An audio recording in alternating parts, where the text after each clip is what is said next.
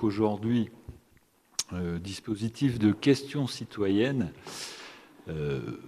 Bruno développera tout à l'heure là dans la partie un peu compte rendu des semaines entre nos deux conseils. Donc il y a eu un premier travail du Conseil citoyen.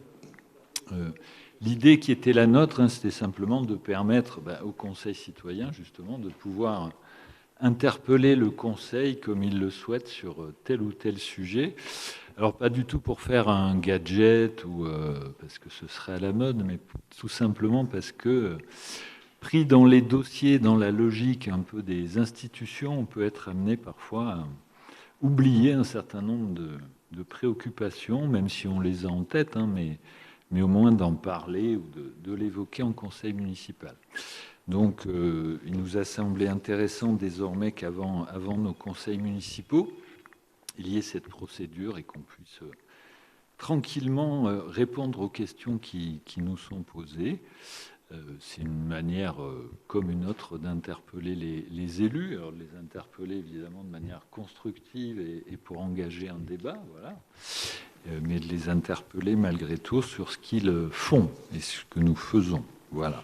Donc, je vous propose de découvrir en vidéo la première question. Alors, on a un timing un tout petit peu serré, puisque notre conseil est à 18h30. Donc, si nous avons deux questions. Les citoyens les ont classées par ordre, 1 et 2, prioritaires. Donc, si nous avons le temps, ce que je pense, d'aborder les deux, nous le ferons. Sinon, on traitera la première et on répondra par ailleurs. Voilà, donc vous allez découvrir la question en vidéo à l'instant. Bonjour, Julien Vaudon, membre du Conseil citoyen. Ce conseil qui s'est réuni hier soir a ressorti deux questions. La première concerne les transports, et notamment avec l'arrivée du BHNS à Saint-Médard-en-Jalles, on se demandait comment les quartiers de la ville allaient se relier entre eux, comment les quartiers non desservis actuellement pourraient se relier à cette ligne structurante, comment vont être améliorées les liaisons interquartiers, et enfin, où en sont les études et concertations à ce sujet? Merci beaucoup. Donc, vous l'avez entendu, un sujet qui préoccupe évidemment beaucoup les Saint-Médardais, et je dirais même au-delà, les métropolitains que nous sommes depuis longtemps, qui est le sujet des mobilités et des déplacements. Donc il y a plusieurs questions dans la question. Il y a le BHNS d'une certaine façon, et puis ce qui peut, Julien nous le demandait, relier les quartiers de la ville. Une petite remarque là-dessus très vite, mais pour donner peut-être une idée de la difficulté de cette affaire-là à tout le monde, si on veut se comparer à des villes de la métropole, en superficie, une ville comme Bègles, qui est très très bien desservie en transport en commun, c'est 9 km². Une ville comme Le Haillan aussi, par exemple, voilà, qui est plus proche que Bègles. Bordeaux, c'est 47 km². Saint-Médard-en-Jalles, c'est 85 km². Et donc, évidemment, l'organisation des transports en commun s'en trouve d'une certaine façon, non pas pénalisée, mais rendue techniquement plus difficile, parce qu'il est plus facile d'abord d'avoir des courtes distances, puis un habitat très regroupé plutôt que des longues distances et un habitat plutôt dispersé, ce qui est le cas chez nous. Donc ça a toujours été un sujet de préoccupation à Saint-Médard. Alors là, où en sommes-nous? Le BHNS, bien le dossier avance enfin, puisque les péripéties judiciaires ont été terminées récemment. Les travaux ont démarré, vous l'avez peut-être constaté, c'est pas toujours très facile sur certains axes, mais enfin il faut bien en passer par là. Et la livraison du BHNS, ou trambus selon les appellations, même bus express maintenant, on n'y comprend plus rien. Bon, moi je préfère appeler ça trambus, voilà, comme ça au moins on garde l'idée d'origine. Une fin des travaux fin 2023, avec une mise en service progressive, il y a toujours des tests après, etc. Premier cadran, disons, 2024. Voilà. Ce que la métropole a décidé aussi, je crois que c'est très important de le rappeler et de le souligner, c'est qu'à l'origine, lorsque nous avons été élus, ce trambus devait s'arrêter place de la République. S'agissant de Saint-Médard-en-Jalles, l'autre devait partir vers Saint-Aubin-de-Médoc. Nous avons obtenu, et dans un délai rapide, puisqu'il y aura 1 an de décalage dans la mise en service, si tout va bien, s'il n'y a pas de péripéties, notamment de travaux, etc., 1 an après, donc 2024-2025. Le tracé n'est pas tout à fait encore défini. Il y a des hypothèses, évidemment, qui sont travaillées. Et donc, au prochain Conseil de Bordeaux Métropole, c'est-à-dire le 28 novembre, eh bien, nous adopterons, si la délibération est votée, espérons-le, le lancement de la concertation pour l'extension vers les quartiers ouest. Donc, il s'agit de desservir ce qui n'était pas prévu précédemment, je le rappelle, et qui a quand même un coût, et qui était très important, que le commissaire enquêteur avait souligné d'ailleurs à l'occasion des 2 enquêtes publiques qui ont eu lieu, et que de nombreux citoyens aussi, à travers des pétitions, des associations, avaient exprimé, de desservir donc Astignan, Sérian, Issac, voilà, dans des conditions qui soient bonnes, parce qu'il ne nous paraissait pas acceptable que tout ce cadran ouest soit exclu de ce trambus. Ce trambus est électrique et va être à plus de 50% en site propre, avec donc un gain de temps extrêmement important entre Saint-Aubin-de-Médoc et la gare Saint-Jean, ou entre Saint-Médard et la gare Saint-Jean. Alors j'en profite pour informer les habitants de Saint-Médard, mais peut-être surtout d'Issac, qu'il y aura un terminus, en quelque sorte, à Issac, avec une recharge, puisque ce trambus est électrique. Donc il y aura une installation aussi à prévoir. Donc voilà pour le trambus, répondre à la question. D'une certaine façon, il relie déjà beaucoup de quartiers entre eux, parce que la question dans la question, c'est comment on relie au quartier. Et le BHNS, il arrive, je vous le rappelle, du Haillan, il passe devant BBJ, il descend à Gajac, Candé-Lancier, le centre-ville, etc. Puis donc jusqu'au quartier ouest. Puis un autre, puisque 1 sur 2 ira vers les quartiers l'ouest et l'autre vers Saint-Aubin de Médoc. Donc, on dessert quand même déjà beaucoup de quartiers de Saint-Médard. Pour le reste, nous avons, avec Bordeaux Métropole, toujours dans le cadre du CODEV, des infrastructures cyclables importantes qui sont prévues pour, outre Bordeaux-Lacano, encadrer la ville comme ça, avec 2 boucles, l'une par le centre et Corbiac, et l'autre sur l'ouest, à partir de Picot vers l'aéroparc. Donc c'est aussi un moyen de rejoindre les infrastructures.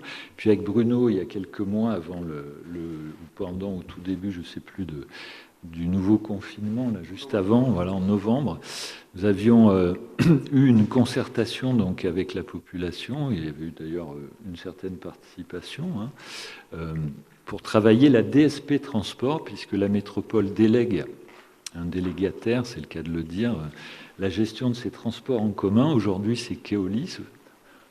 Cette convention arrivant à terme et un renouvellement qui est en cours.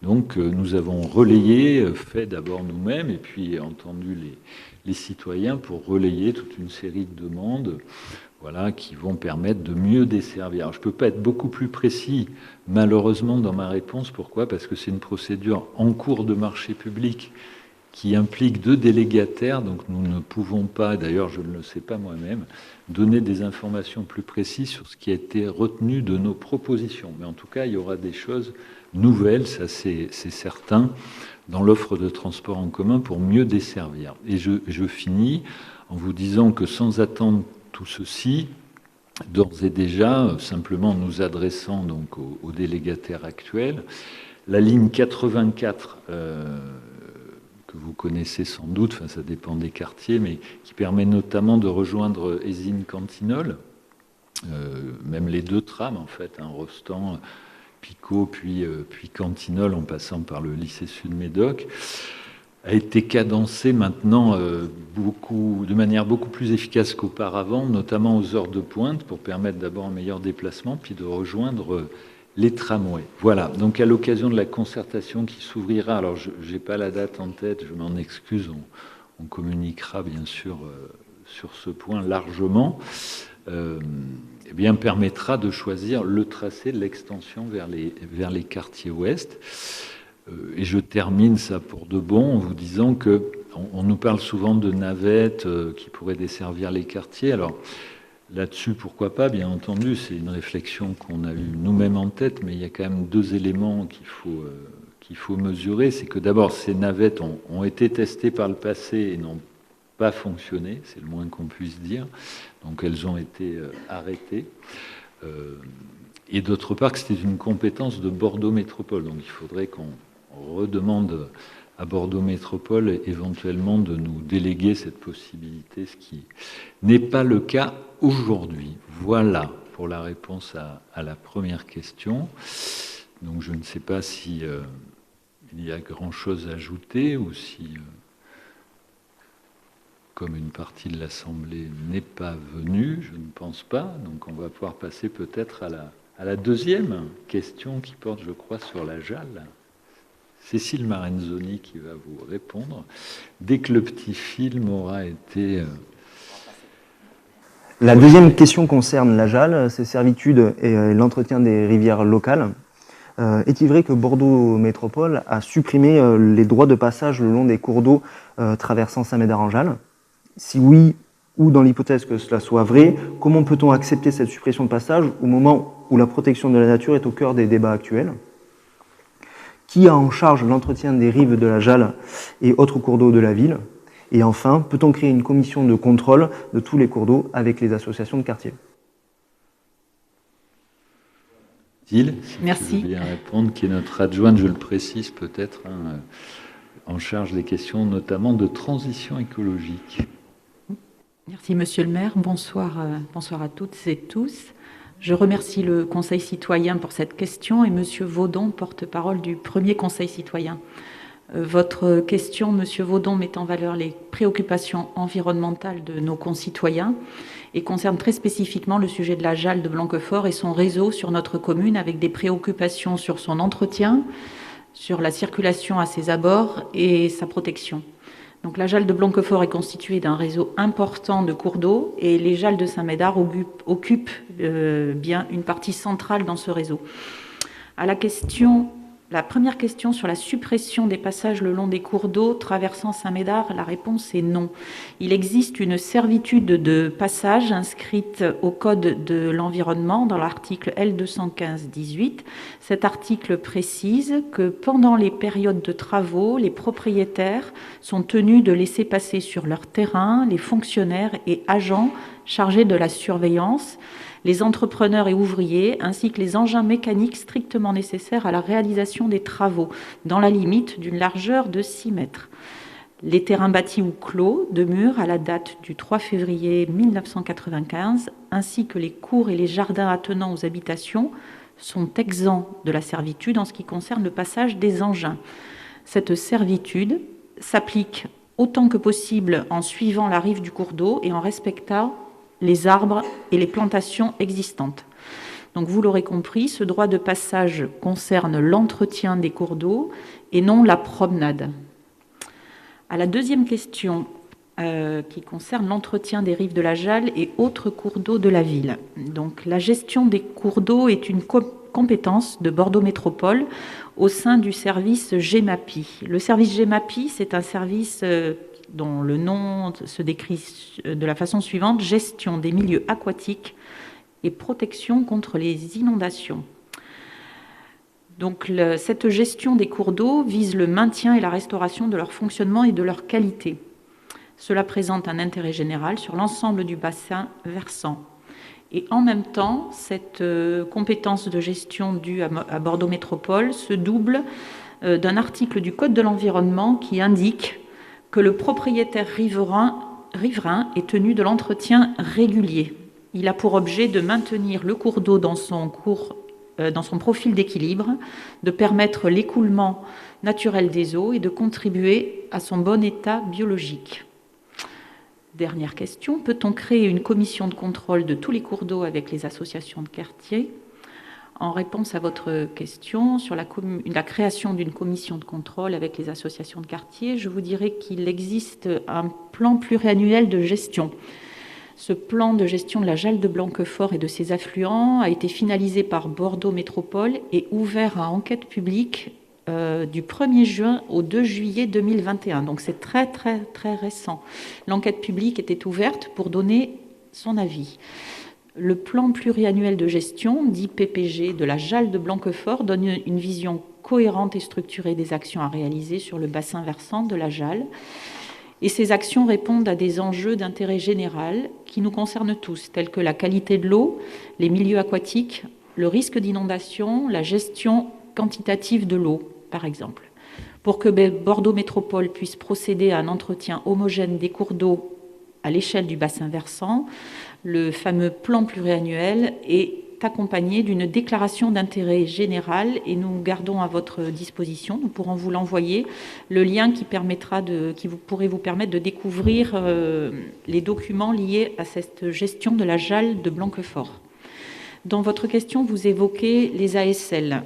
Les riverains des Jalles sont multiples, il faut se le rappeler, se le dire. Sur notre commune, nous pouvons prendre en compte aussi les industriels du type Ariane Group ou Roxel, les agriculteurs, les forestiers, les propriétaires de parcelles privées bâties, les propriétaires privés de parcelles non bâties, la commune, la métropole, ainsi que l'État pour le secteur militaire avec le camp de Souges, par exemple. Le contenu et les missions de cette commission de contrôle sont pour l'instant imprécis dans votre question et pour l'instant, il est difficile d'apporter une réponse sans plus de précision. Enfin, et pour finir de répondre complètement à votre question, l'équipe municipale et les services de la ville s'emploient au travers de 3 projets à restaurer le lien des habitantes et des habitants avec leur Jalle.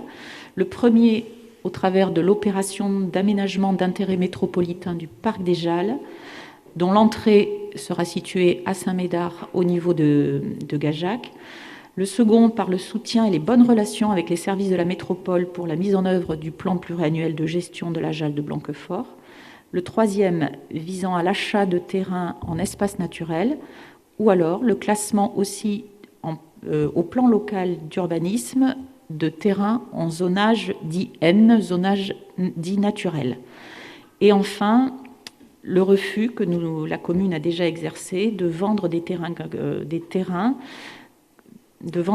communaux situés en bord de Jalle à des particuliers. Il pourrait s'agir de particuliers qui souhaitent agrandir leur terrain en direction de la Jalle sur des terrains qui appartiendraient à la commune. Donc nous avons déjà exercé ce refus.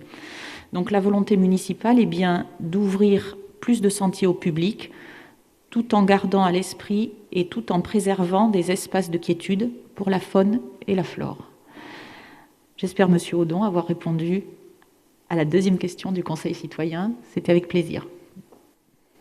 Merci beaucoup, Cécile. Alors, effectivement, une réponse très complète et une vraie préoccupation, juste pour mémoire, parce que je crois que tous les Saint-Médardais et Saint-Médardaises ne le savent pas forcément, mais Saint-Médard-en-Jalles, son nom voit bien l'importance évidemment de l'eau dans notre belle commune, mais représente une source très très importante d'eau potable pour la métropole, environ un quart, et donc c'est une vraie préoccupation pour nous, mais pas seulement pour nous, pour aussi tous les métropolitains. Voilà, merci beaucoup pour ces 2 questions. Nous allons donc clore cette séance et pouvoir passer dans quelques minutes au début de notre conseil municipal. Merci beaucoup.